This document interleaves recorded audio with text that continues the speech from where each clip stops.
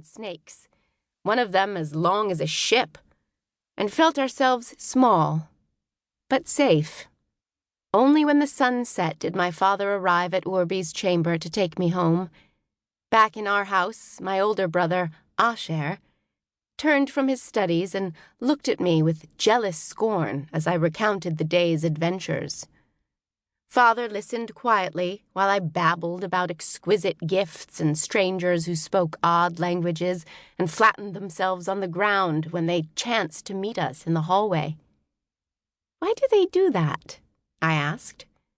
Father ignored the question and offered advice. "You should watch, listen, and learn, Chava. Not every girl has the opportunities Hashem has given you." Because I was young, I didn't realize how fortunate I was.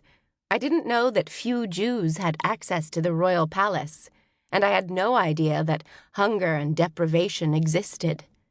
My life was a seemingly endless progression of games and fine meals. My biggest fear was that I might become ill and be unable to visit my best friend. My heart yearned for frivolity.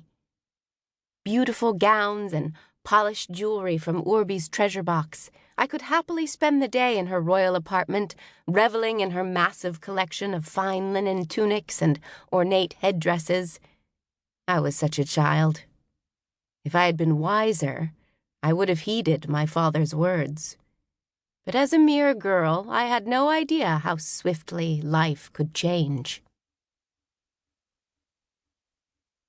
When Urbi and I were 11 years old, the people cheered as her father, the king, sailed away. I didn't understand why he left, and father didn't discuss it with me or my brother, but I couldn't help but hear the victorious shouts as his ship left the harbor. Shortly after King Auletes' departure, Urbi's older sister, Berenice, decided that she wanted to be queen. Because she was female and the people of Alexandria expected her to rule with a husband, she married, first a Seleucid prince, who died mysteriously several days after the wedding, then a priest who seemed to please her better. As a young girl, I knew little about Berenice and cared nothing at all about her court. My only concern was for Urbi, who did not appear likely to ever become queen. I was happy that Urbi was the second daughter and not a queen in waiting. Queens were busy and powerful and had no time for their friends. So long as Urbi remained a princess, we would be close. We lived in beautiful Alexandria, a city of Greeks on Egypt's northern shore. Urbi's father had inherited the throne of Egypt from his brother, Ptolemy VIII, and that king had inherited from his father, and so on all the way back to Alexander the Great, the Greek founder of Alexandria and a god to the Alexandrians. Alexander's tomb stood in the center of the city, and kings from far away came to gaze upon his preserved corpse.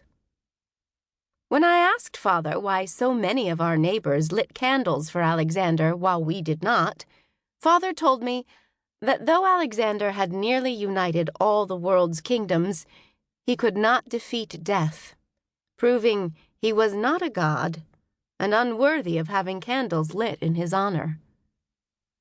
"But consider Moses," he added.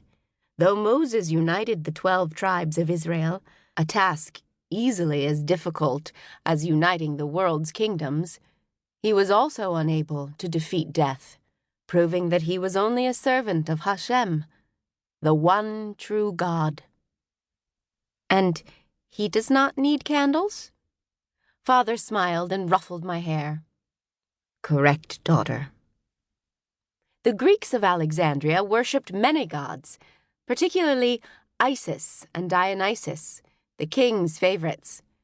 Isis, an ancient Egyptian goddess nearly always depicted with a sun disk on her head, was said to be the mother of the gods and wife to Osiris. Dionysus had not been an Egyptian god until Urbi's Greek forefathers landed on Alexandria's shores. With long, flowing hair and delicate features, Dionysus was the god of wine and the vineyard. The Ptolemies blended Dionysus with Osiris, expanding his power